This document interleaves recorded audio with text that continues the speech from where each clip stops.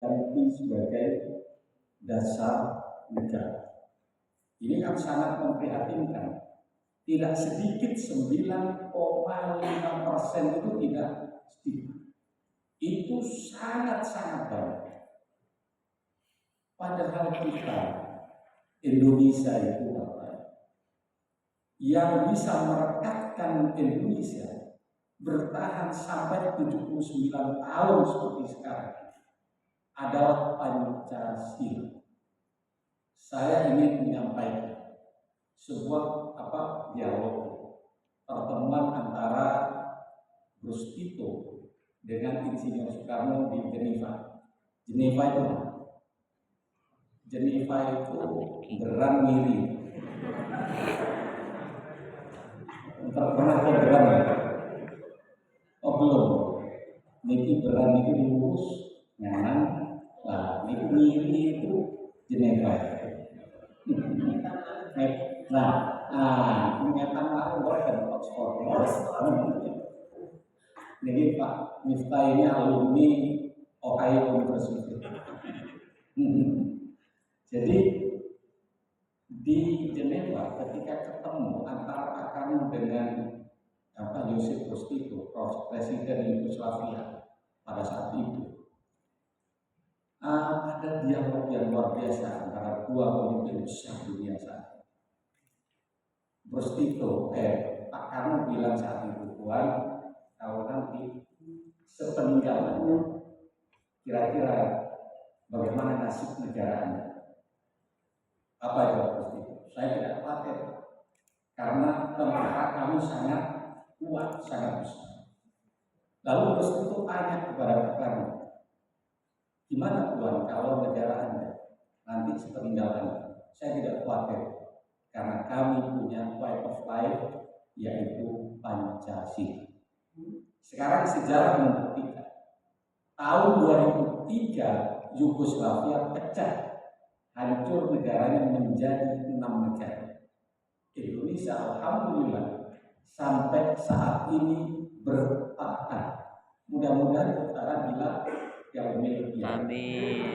Ini kenapa? Karena kita punya way of life Pancasila. Indonesia ini tidak gampang Bapak Ibu. Beda dengan Jugo. Jugo itu hanya 51 juta. Luas daerahnya hanya 51.000 kilometer persegi. Indonesia berapa? 1.905 kilometer persegi. Ini sepersepuluhnya Eropa. Eropa itu sekitar 10.500 km persegi dihuni oleh 51 negara. Indonesia 1.905 km dihuni oleh berapa? 1 negara. Belum lagi jumlah pulaunya berapa. Yugoslavia itu hanya 1 pulau di Eropa. Indonesia 17.000 lebih pulau yang ada. Tapi bertahan kenapa? Karena Pancasila. Nah, maka kalau generasi muda kita sekarang menghendaki Pancasila diganti sebagai dasar negara, ini adalah keprihatinan yang luar biasa bagi kita semua. Jadi itu persoalan utama kita. Persoalan utama kita yang kedua adalah bahwa moralitas anak-anak kita sekarang ini sungguh memprihatinkan. Kita tahu data dari BKKBN dan di kantor Kementerian Agama, di kantor urusan agama, sekitar 59.709 anak nikah di luar nikah karena LKMB. MBA apa MBA itu? Oh, baru tahu. Setahu saya MBA itu apa ya? Merit by exit. Nama By exit. Oh, lapitan. Kalau istilah di Sidoarjo itu kan LKMD, lamaran karir matang Bisa. Pengalaman piye? Itu Pengalaman. 59.709 di Indonesia. Dan ini di bawah umur 19 tahun. Saya ketika menjadi kasih kepengurusan Kanwil Kemenag Jawa Timur pernah menjadi saksi ahli di Tuban, anak SD kelas 4 hamil, Masya Allah. yang menghamili kelas 5. Duh. Sekelas di Jadi bingung mau dinikahkan di mana, tidak dinikahkan di mana. Saya diminta oleh PA Tuban untuk menjadi saksi ahli. Lalu 4 tahun umur kelas 4 itu umur berapa? 10.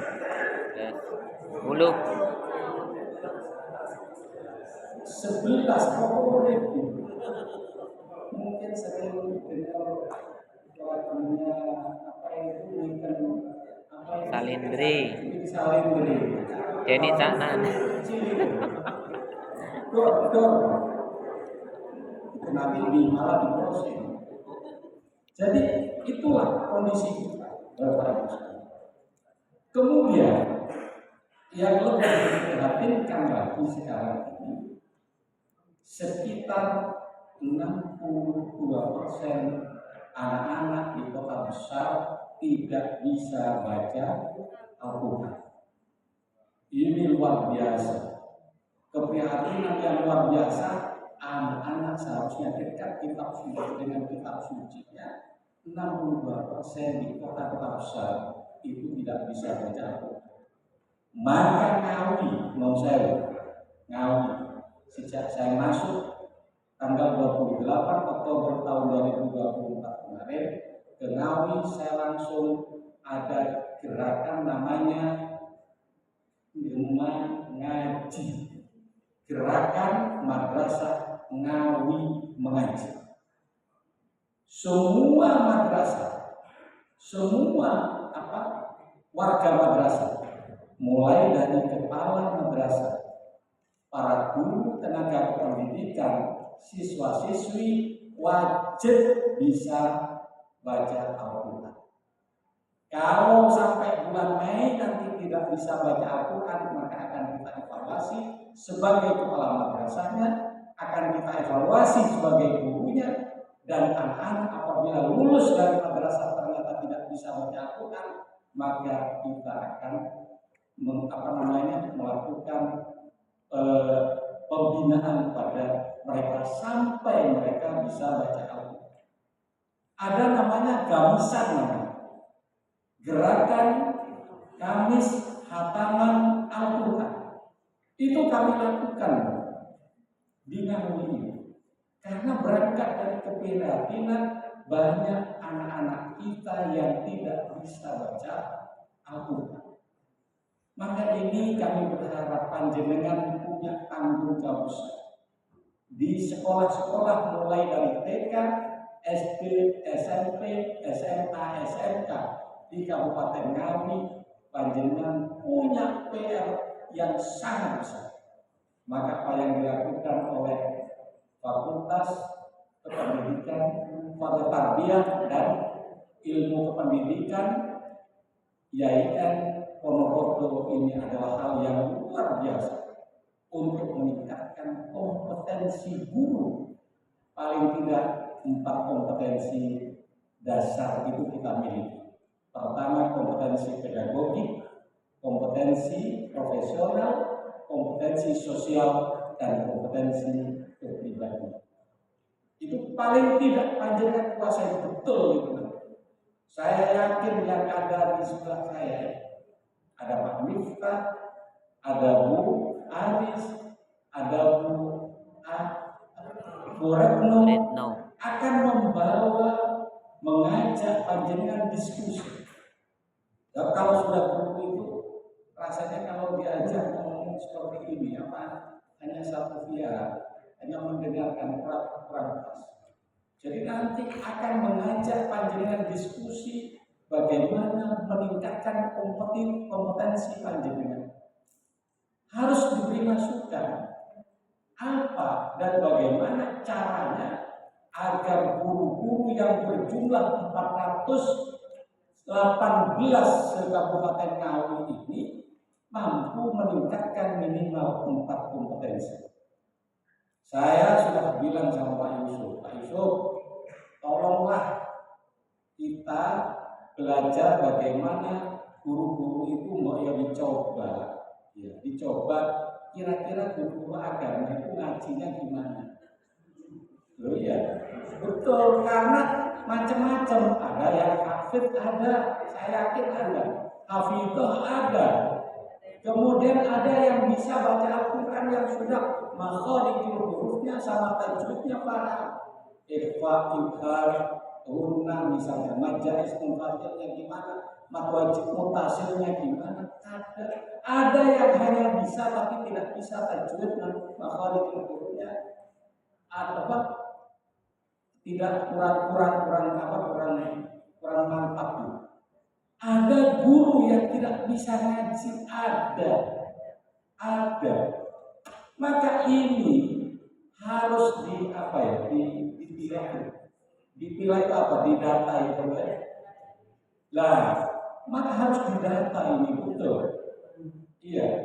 Jadi nanti kita harus melihat, kita pilah ini satu persatu mana yang hafidhah.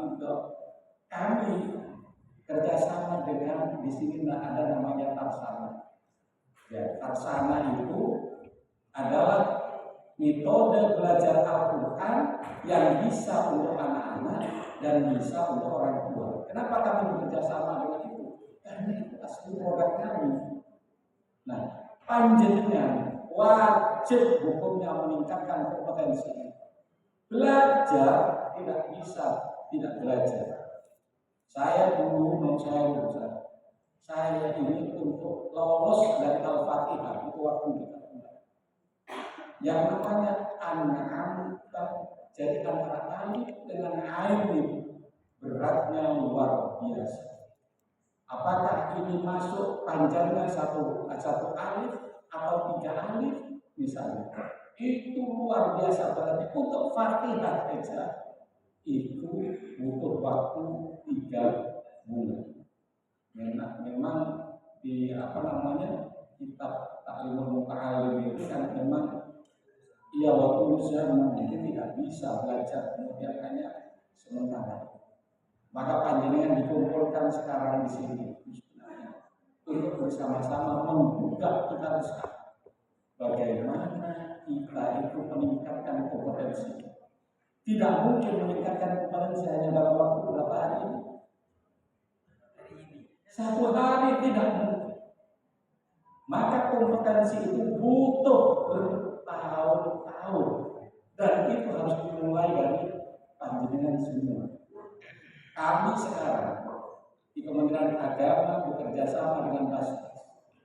Kami semua ada yang namanya zakat profesi. Zakat profesi kami serahkan ke Basnas. Kemudian Basnas mengembalikan ke madrasah. Dari sebagian di madrasah itu untuk meningkatkan kompetensi guru. Jadi kalau guru yang belum S1 dikuliahkan menjadi S1, kita bantu 50%.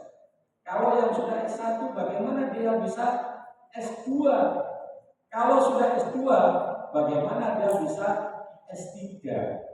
Mau S3 gimana Pak? Sudah mau pensiun. Loh, saya lulus S3 itu baru kemarin, 2023 baru lulus. Padahal saya sudah mau pensiun kurang 2 tahun. Ya, tapi mencari ilmu itu jangan karena kita mau pensiun.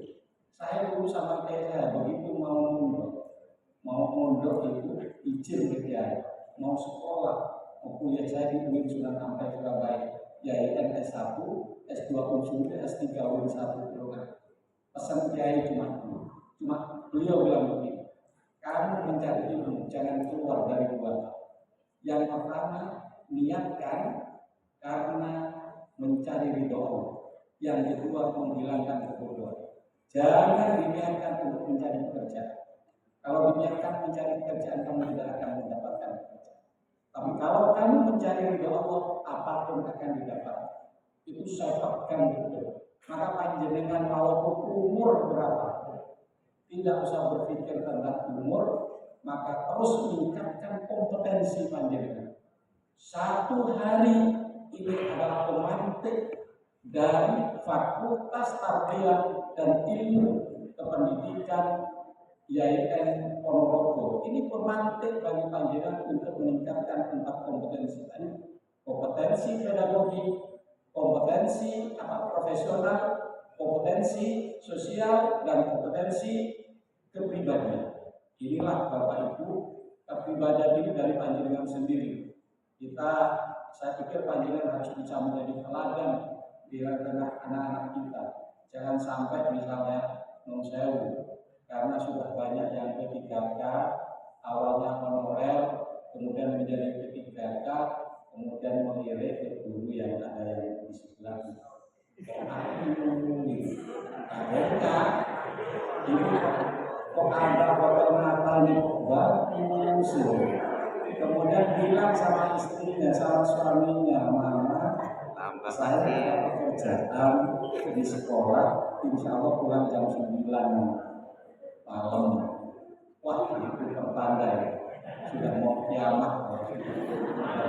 Maka ini tolong kompetensi sekali lagi panjenengan harus bisa semua guru di Kabupaten kami untuk mengangkat Human Development Index atau peringkat sumber daya manusia Kabupaten kami yang sekarang berada pada posisi yang ke-23. Jadi yang terbesar nomor 1 Surabaya, 2 yaitu Kota Malang, yang ketiga Sidoarjo, yang keempat Kota Madiun, dan selanjutnya Gresik itu nomor 9, Ngawi nomor 23. Inilah tugas kita para guru, panjenengan yang akan membawa Ngawi ke depan, betul-betul Ngawi yang melejit. Jadi Ngawi itu sekarang melejit. Jadi istilahnya itu, sahabat kita guru Ngawi ramah, guru Ngawi hebat, guru Ngawi melejit. Jadi melejit itu harus menjadi apa ya? Melejit itu kalau Banyuwangi istilahnya jenggilat tani. Tapi kalau di Ngawi itu istilahnya melejit. Jadi kita itu ingin melejit dari 23, maka insya Allah di tahun 2029 nanti kita bisa menjadi minimal ranking 22 di Provinsi Jawa Timur. Saya nanti sudah jam 9 karena Pak Bupati mau ke kantor sekarang, jadi mungkin saya tidak bisa menemani lebih lama di sini. Saya berdoa kepada Allah mudah-mudahan acara ini berjalan dengan lancar, sukses, dan mudah-mudahan Allah Subhanahu wa taala memberi Al-Fatihah. A'udzubillahi minasyaitonir rajim. Alhamdulillahi rabbil alamin arrahmanir rahim yaumiddin. Iya, alhamdulillah